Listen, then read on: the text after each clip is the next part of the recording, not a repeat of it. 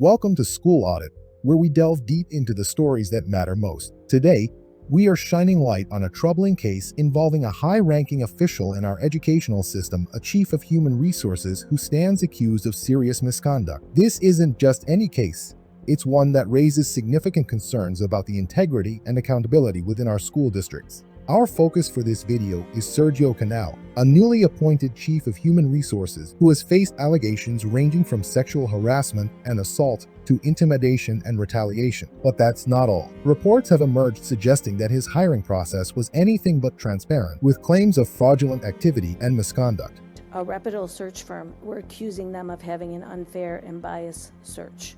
Furthermore, there are concerns that Sergio Canal systematically removed long-standing HR staff, replacing them with individuals from his previous districts. This raises alarming questions about favoritism and the integrity of the hiring practices. In this video, we will be examining these allegations in detail, looking at the evidence and hearing from those affected. Our goal is to uncover the truth and understand what this means for the community and the future of our school districts. Stay tuned as we dig into this complex and troubling case. Let's take a look at the Pasadena Unified School District located in Los Angeles County. They have recently hired a man named Sergio Canal to take over the position of Chief Human Resources. A woman who works for the Pasadena Unified School District in a very low-status position has emailed us for help. She has revealed to us that she fears for her safety, and if she were to submit a complaint on this man, that it will just result in retaliation, since her aggressor is the chief of the department that oversees complaints. The goal of this audit is to find any information that can reveal if this man, Sergio Canal, has ever done this before, and if she is in fact in danger.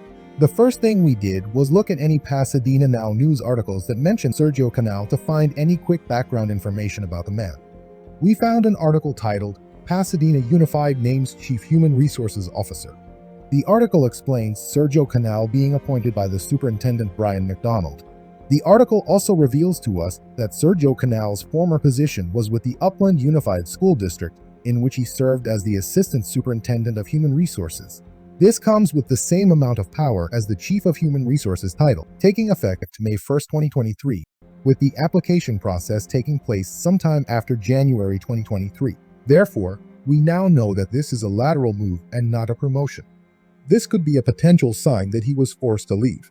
The article also references his position before Upland Unified School District, where he served as the Director of Human Resources for Walnut Valley Unified School District. At this point, we have multiple factors we want to obtain information from.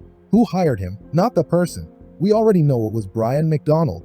But who is Brian McDonald? We also want to look up all and any public records that may give us an idea of who Sergio Canal is. The anonymous tip we received had some serious allegations, so we will look to see if Sergio Canal fits the description that she is giving us. First, let's try to find out any information on Brian McDonald. When we search him up on Pasadena Now, we find some interesting articles. An article published on May 17, 2023, titled, "Pasadena Unified Superintendent McDonald Not Chosen to Lead Columbus City Schools," describes how McDonald was denied from a position he was applying for. The article directly states, PUSD declined to comment on the matter earlier.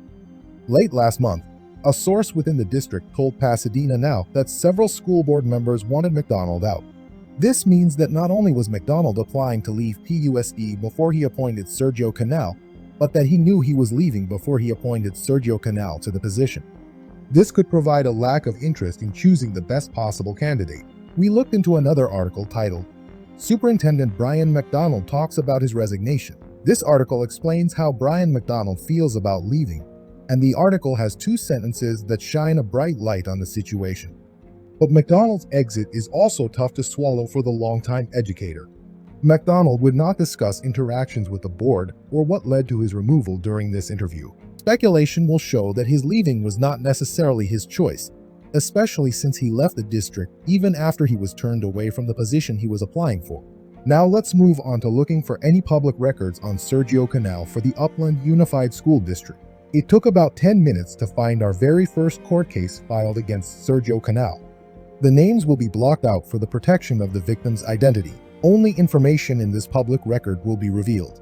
The following are the victim's story and witness accounts about Sergio Canal. Here we have case number CIVSB 222-337 in which a woman is suing the Upland Unified School District and specifically named Sergio Canal as the main offender. We will go over all information under the legal proceedings labeled specific factual allegations. The complaints made by the plaintiff include physical, mental, and sexual harassment, violating labor laws, retaliation, and fraudulent business practices. We will now provide the direct information from the public court documents. On or about November 2, 2016, plaintiff was promoted to the position of Administrative Assistant in Human Resources and Benefits Specialist. After her promotion, plaintiff was given work tasks that were not listed in the job description for her position. Plaintiff was extremely exhausted, physically and mentally, due to having to work over 12-hour shifts per day and often having to work on the weekends. Plaintiff was not compensated for completing duties outside her position requirements. On May 1, 2019, employer appointed a new Assistant Superintendent of Human Resources, Sergio Canal. Sergio Canal was plaintiff's supervisor and was responsible for overseeing plaintiff's job duties. Upon Sergio Canal's hire, plaintiff was immediately treated poorly and inferior. Sergio Canal would often act condescending, make remarks in order to purposely belittle and humiliate plaintiff in the workplace. Plaintiff made numerous complaints about unfair working conditions and unpaid wages to the superintendents, in which afterwards suffered from harassment and retaliation from Sergio Canal. Plaintiff has no recourse because her harasser is Human Resources. This causes plaintiff to feel unprotected. Plaintiff requested a meeting with Sergio Canal to address the inappropriate way he spoke to her. She was disregarded. Sergio Canal's attitude toward her transcended into gender and sex harassment, which created hostile working conditions. Sergio Canal's behavior toward plaintiff grew stranger as he developed a superiority complex and created a cliquey work environment. Sergio Canal began telling the plaintiff that their relationship was, in quote, different than any others in the department, end quote, and that he would always need her by his side. Plaintiff alleges that Sergio Canal began opening up to her about other employees, and after he laid off an employee, he gloated that, "This is what happens when you try and question me." Plaintiff found Sergio Canal's work behavior extremely threatening, predatory, and harassing in nature, especially considering he was threatening her employment if she did not remain loyal to him. Plaintiff felt uncomfortable working with him. Sergio Canal's conduct was verbal and visual in nature, causing plaintiff to fear being alone with him. Plaintiff alleges that on a weekly basis, Sergio Canal would remind her that she should feel special, that she was in the inner circle, with access to confidential information. Sergio Canal stated to plaintiff that she was lucky to be trusted because he often did not trust women, and threatened that plaintiff should never break his trust because it would not be good for her. Plaintiff felt threatened and scared. Plaintiff suffered severe emotional disturbance, exhaustion, sleepless nights, anxiety, depression, and physical illness under Sergio Canal's direct control. Plaintiff alleges she mentally and physically suffered as she navigated the overwhelming number of tasks required of her because she was working two wholly separate and distinct positions. Plaintiff disclosed that she was working weekends and staying late every day of the week, and was still unable to complete all the tasks assigned to her. Plaintiff was subjected to intolerable working conditions, causing her to suffer from serious medical issues, including without limitation, severe emotional distress, and physical exhaustion. After plaintiff made complaints to the superintendent and Sergio Canal, her working conditions did not improve, and her workload was not reduced despite her pleas. Plaintiff reported that the stress was so immense that she found herself crying and unable to sleep after every shift due to stress. After plaintiff made complaints regarding her working conditions and failure to properly pay wages in accordance with the salary schedule, Sergio Canal's harassment toward her increased. Under information and belief, Sergio Canal discouraged plaintiff from speaking with the superintendent to control plaintiff. Sergio Canal convinced plaintiff that the superintendent did not want to hear her complaints, and that there was nothing the superintendent can do to improve the plaintiff's working conditions. Sergio Canal refused to address and resolve plaintiff's complaints. Superintendent informed plaintiff that she would have to speak directly to Canal about reducing plaintiff's workload. In or about November 2019, the superintendent announced that she was retiring from her position as superintendent.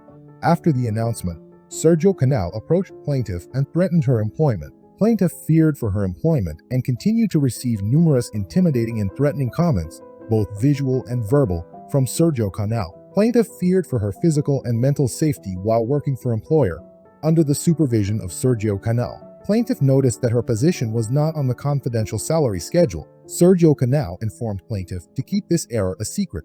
Sergio Canal intentionally prevented plaintiff from earning her rightful wages, causing plaintiff to suffer significant financial damages. Plaintiff asked Sergio Canal if employer was violating labor laws by not having her job description board approved on the salary schedule. In response, Sergio Canal became extremely hostile. Under information and belief, Sergio Canal was intentionally interfering with plaintiff's right to payment of her wages owed. Plaintiff alleges that Sergio Canal informed her that, in quote, nothing was going to change, end quote, and nothing would ever change in the department without him.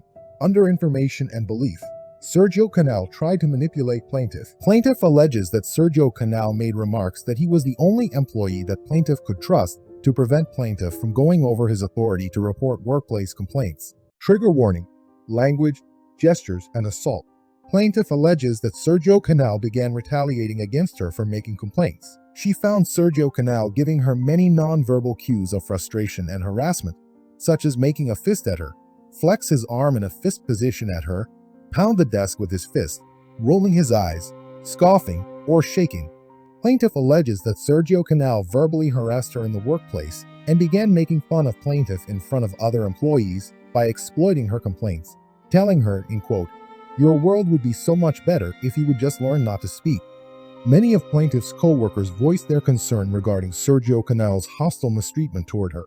Plaintiff felt belittled, undermined, and helpless. Plaintiff requested a meeting with the new superintendent to discuss the harassment she was subjected to by Sergio Canal. Plaintiff informed the superintendent that Sergio Canal was extremely disrespectful, unprofessional, and had been targeting her since he was appointed her supervisor. In response to plaintiff, the superintendent made clear that she would protect Sergio Canal. Employer failed to reprimand Sergio Canal for his harassment toward plaintiff, which caused her to suffer tremendously. Sergio Canal further berated plaintiff's intelligence by claiming that she was incapable of doing anything right.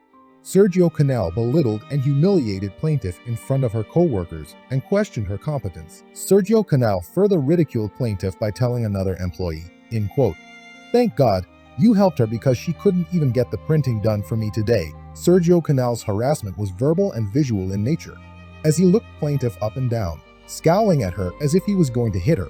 Plaintiff feared for her physical safety while in the workplace with Sergio Canal and felt physically threatened by Sergio Canal. Plaintiff alleges that Sergio Canal would regularly make fists at her, gesturing he could and would hit her. He would regularly shush her and put his finger or hand in her face to intimidate and silence her.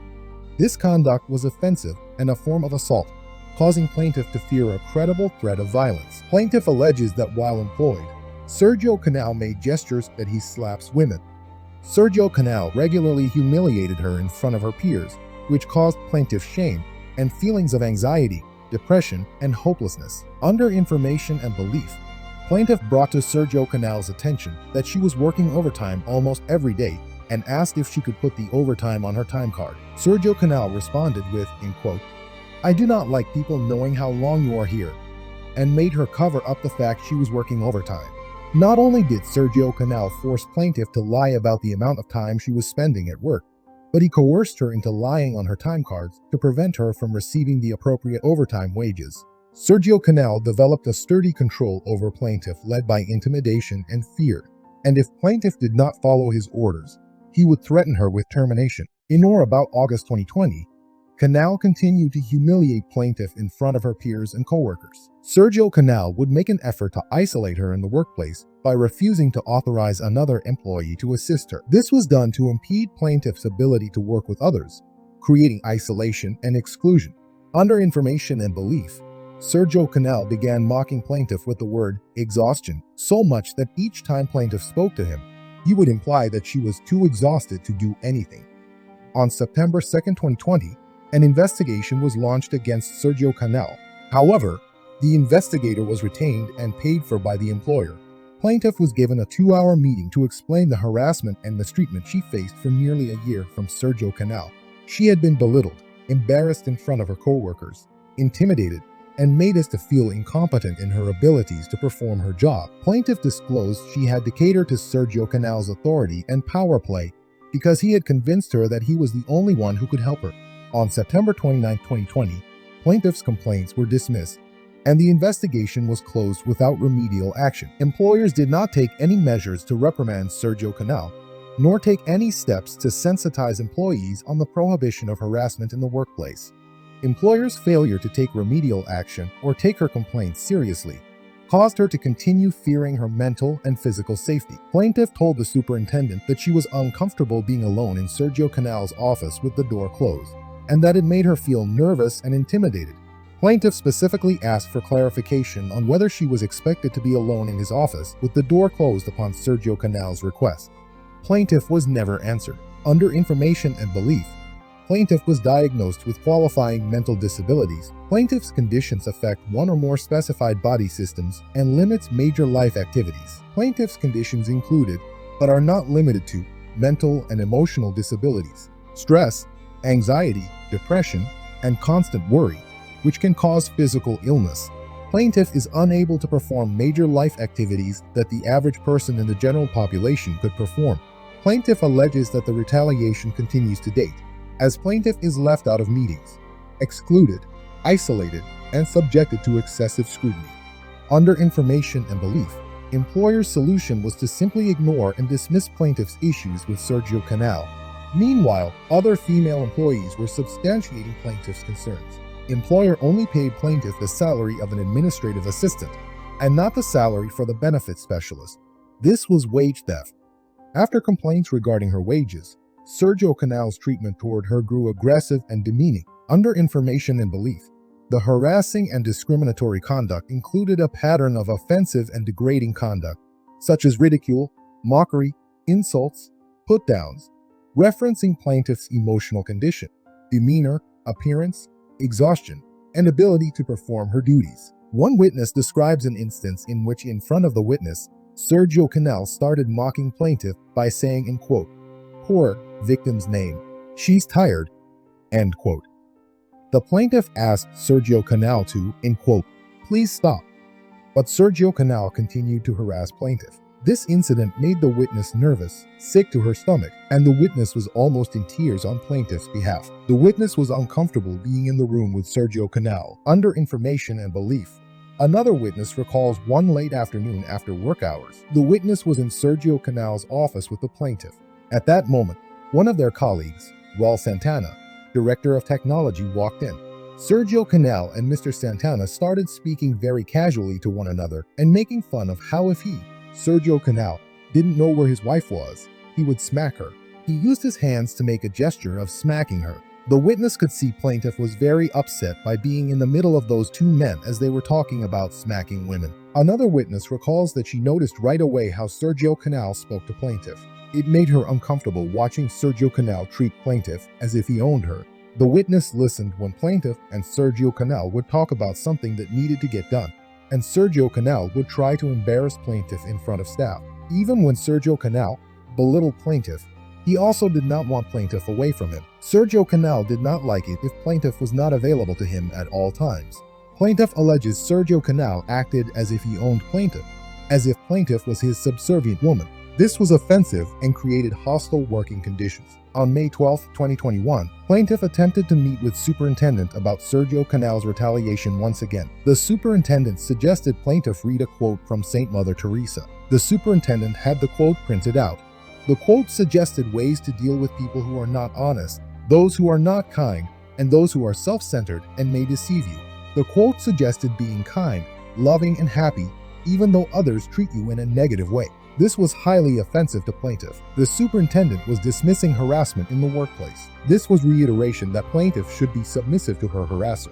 On July 22, 2021, plaintiff met with superintendent and director, Jen Alcazar, regarding plaintiff's continued issues with Sergio Canal.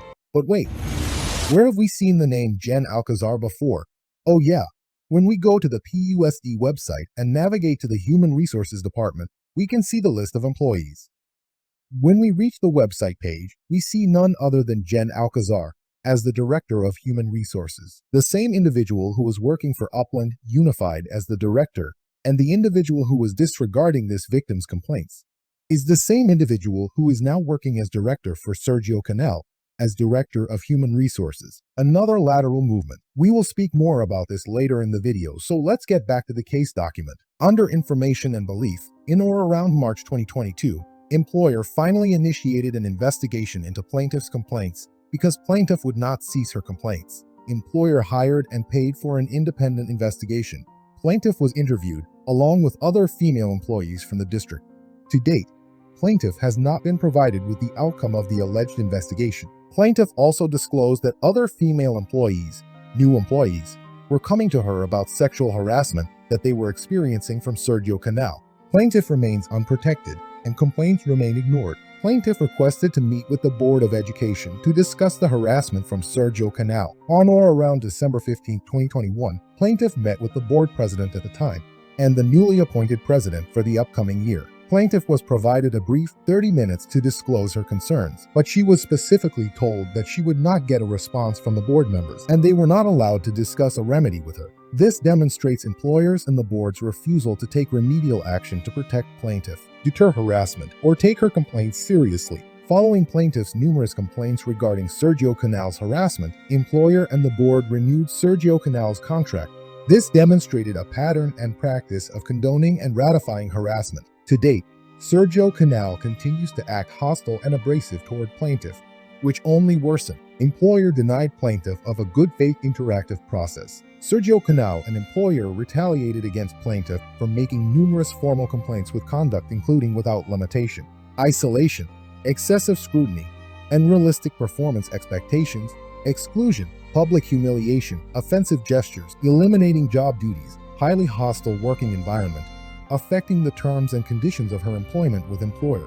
We will stop here to save time, but please head down to the San Bernardino government website and search up the case so you can see all of the documents. We left out a substantial amount of information because of the sensitive material it contained, so please go see the documents firsthand to see the full story with nothing left out. Now let's discuss how Sergio Canal was hired. After going through that one complaint filing, we are left with two scenarios. Either it was known that Sergio Canal had been sued for the above statements and he was still chosen, meaning the individuals who hired him have no regard for the safety of the district's employees, or they did not know about this case, which shows the amount of neglect present in the individuals who decided the chief that would be in charge of the safety of the district's employees. The employees they are sworn to protect. We wanted to see just how confident the board was about Sergio Canal's hire, so we went to the district website and searched up the board meeting right before Sergio Canal's hire. The article stated he was to be instituted effective May 1st, 2023, so we went to the April 27 board meeting. We were able to find this clip regarding the hire of Sergio Canal.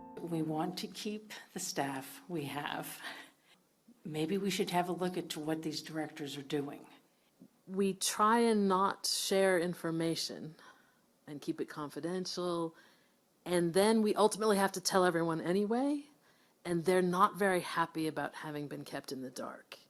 And it's not always clear that there was the best reason to keep people in the dark, and I think it creates ill will that we don't want and we don't need. What Board Member Fredericks has to say. Well, now I'm not sure what I can say because people said things already.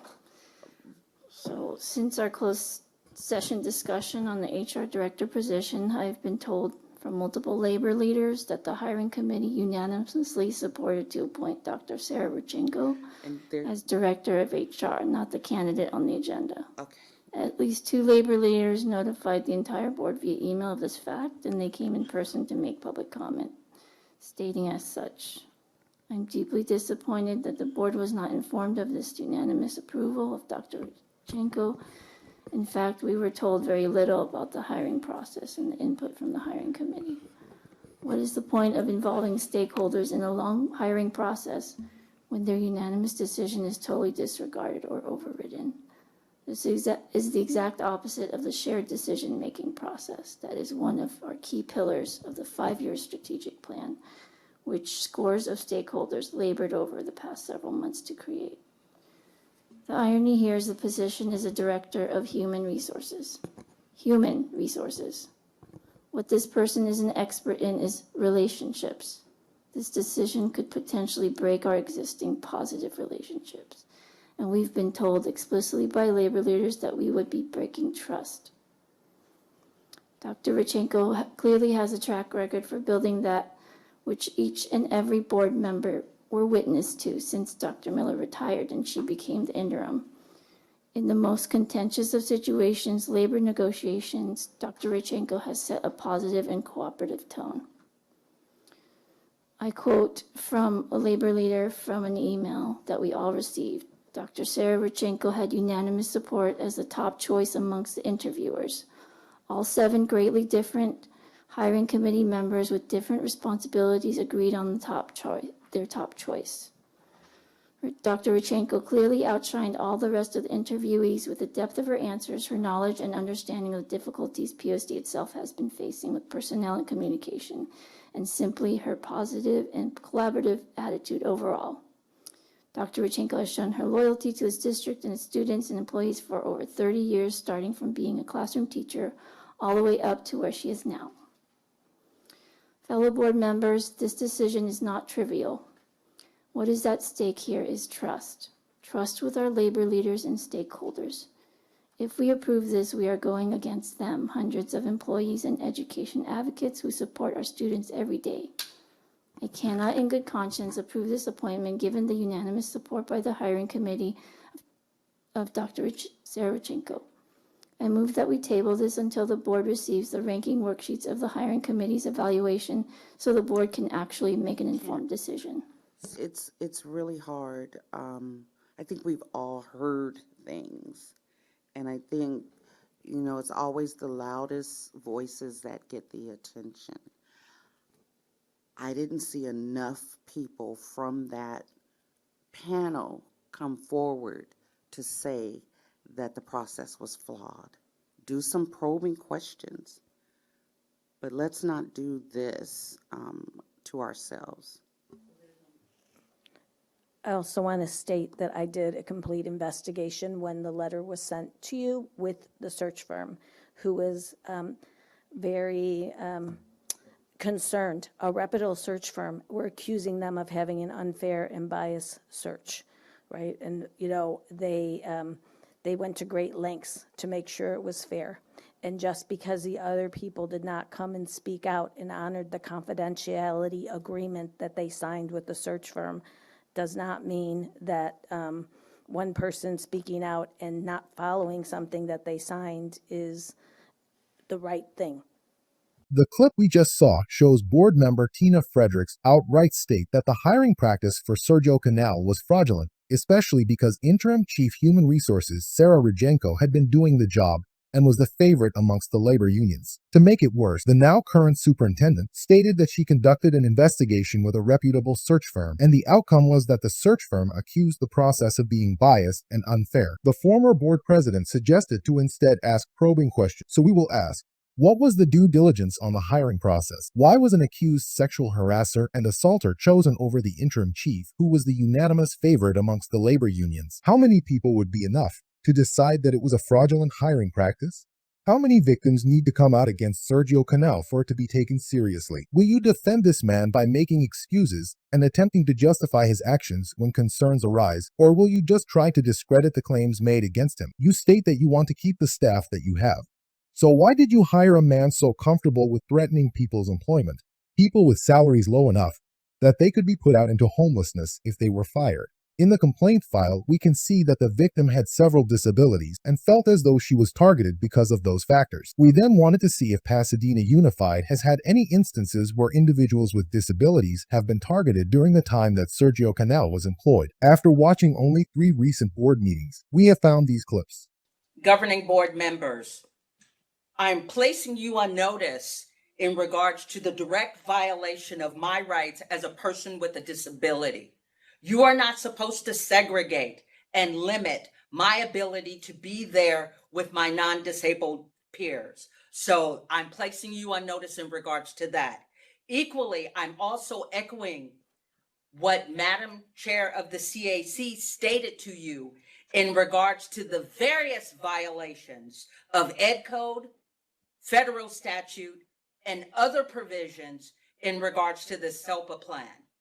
As Madam Chair alluded to you, if you continue to submit this to LACO and CDE, there will be repercussions. The same treatment that you are giving me are the same treatments that the students with IEPs have to endure. Look at your SIM.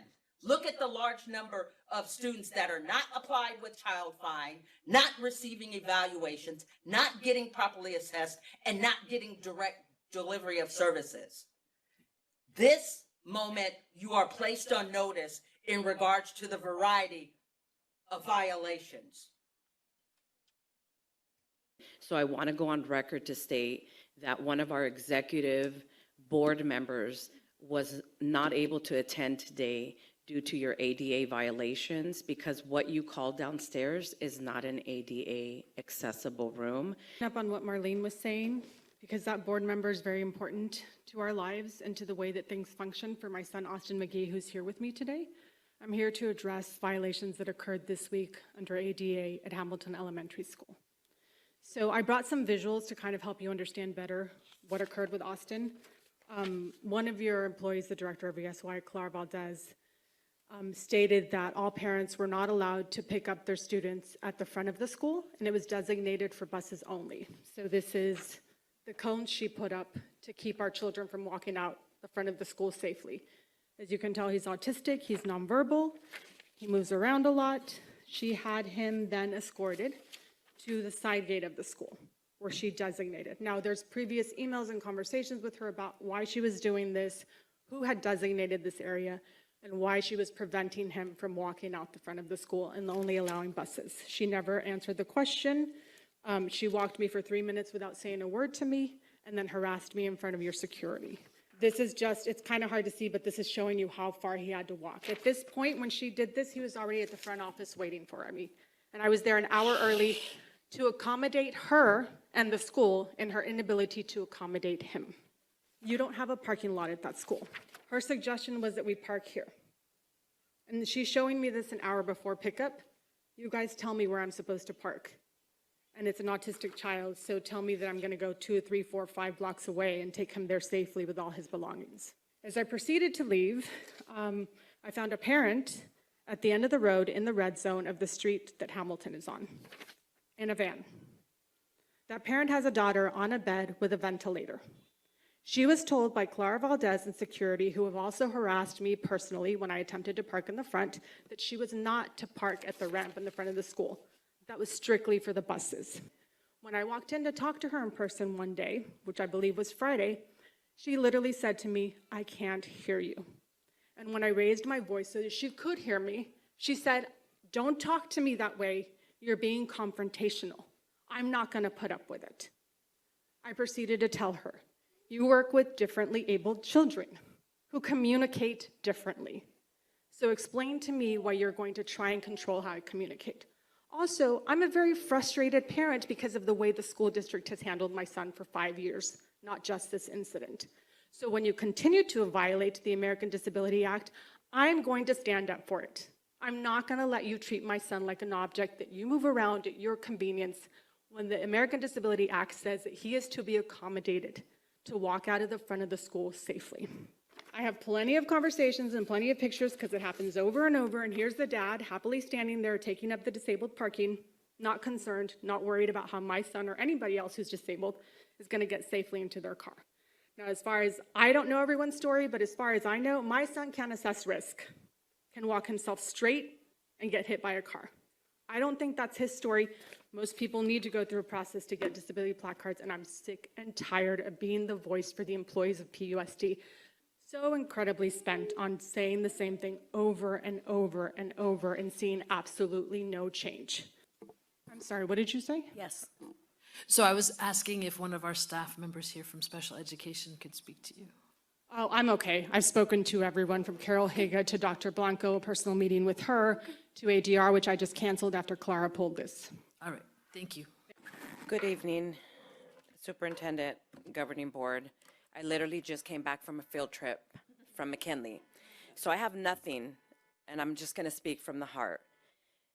This needs to be amended. It is no mention of special education or students with IEPs. Okay, equity, access, and belonging. I'm not going to use inclusion because you guys use that loosely. It's about belonging in the environment. My kid is a PUSD student who receive special education services. I don't see anything on here that states special education services. We have social, emotional, behavior, mental health, support, counseling, et cetera, et cetera, et cetera, and all these programs. Somehow, some way, we forgot to mention students with IEPs. Why? Are they not important? Since you're talking about improvements, you might want to go clean up the rat feces and urine that's in my son's classroom where he sits during school hours, where you have a special education teacher who's expecting that's exposed to that type of environment. You guys got to do better. You really do. You've been here long enough, President Kenny, where you know this. A lot of you guys have been on in our shoes and in our journey, and the fact that you're not even being intentional about including our students, shame on you. Really, shame on you. These clips may not be outright effects of Sergio Canal. However, they show the lack of seriousness the Pasadena Unified School District has taken in repulsing acts that go against and hinder those with disabilities. If they did take it serious, then surely they would never have employed a man accused of targeting, harassing, and assaulting a disabled woman. In the case complaint filing, we can see a storyline and attribute a symbol of parallelism. At Upland Unified School District, Sergio Canal was hired by a superintendent who was leaving the district. Then, after a year, when Sergio Canal had a contract renewal under a new superintendent, was able to single out and torture a woman with a disability. When the new superintendent heard the complaints from the victim, they would not take action because it would have a negative image impact if a new superintendent would reprimand or have a chief step down after having just renewed their contract. Now we have Pasadena Unified, where Sergio Canal was hired by a superintendent who was leaving the district. Now under a new superintendent, Sergio Canal has had his contract renewed, and we are receiving this anonymous complaint. It is a cycle that is repeating itself, and there is no one for the low-income position with all the power protecting the high-income position. Unfortunately for the anonymous tipper, just like with the Upland Unified School District, the superintendent would not be interested in damaging their image by asking a chief they have just renewed a contract for to step down. If they were to submit a complaint, then it would just go to human resources and result in retaliation, same as if they were to go to the superintendent, since the superintendent would most likely just alert the very man she is reporting. In these cases, where the board and superintendent have no interest in the safety of their staff, it is up to the people and families of the district to do that for them. The voice of the people will be the only saving grace that force the hand of the people in power to take proper action toward protecting the safety of their workers that provide services and security for the children of the city. Here you will see which of the board members will stand to protect its people, and which board members will make excuses and try to justify the danger that has been brought upon its employees. The next thing we found interesting while reading the court case filing was the name of an individual we have seen before. Jen Alcazar, as stated in the documents, was the Director of Human Resources. When we inspect the web page and look at the differences between old and new web pages, we see many additions and subtractions. The people that have been added shortly after the employment of Sergio Canal have been 4 people. That means upon Sergio Canal's arrival, 3 people left the Human Resources Department either through their own decision or forced, and they were quickly replaced. The new people that came in were Jennifer Alcazar, Amy Allerbrook, Joanna Flores, and Brenda Guerrero. When going to Transparent California, we see that Jennifer Alcazar has not only worked for years with Sergio Canal at Upland Unified School District, but she has also worked with him at Walnut Unified. When we search up Amy Allerbrook, we see that she worked at Upland Unified School District at the same time Sergio Canal worked there. Then we look up Brenda Guerrero and see that she has also worked with Sergio Canal in the past. When we look up Joanna Flores, we cannot come to a conclusion. There are some entries that show a Joanna Flores working for Walnut. However, there are so many Joanna Flores names provided that we do not know which one is the correct one, so that particular name is undetermined. We know at the very least that upon Sergio Canal's hire, he directly brought 3 people from his previous districts to serve in high-level positions, which contribute to the allegation of him establishing a very cliquey environment. Were the people who applied for the jobs given a fair chance? Or was Sergio Canal's decision already predetermined? Was there even an interview, or at the bare minimum, an application? These are all interesting questions that only the people from within the district, funny enough, specifically Human Resources, can answer. Transparent California also shows the job title of these individuals which also shows that their job title is unrelated to what they are doing now. For example, Amy Allerbrook was a secretary in Upland, and now she is a certificated specialist.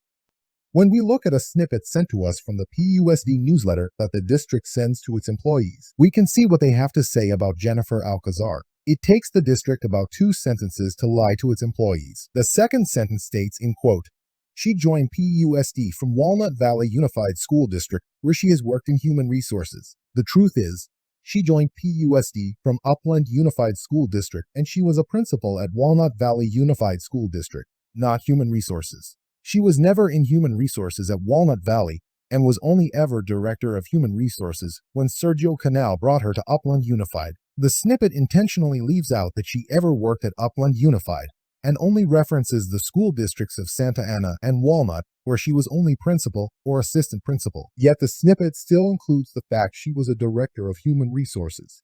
This is an intentional act by the district to try and deceive its employees. When the corruption is this deep-rooted, it will be very difficult to make change or protect the victims that are affected by Sergio Canal.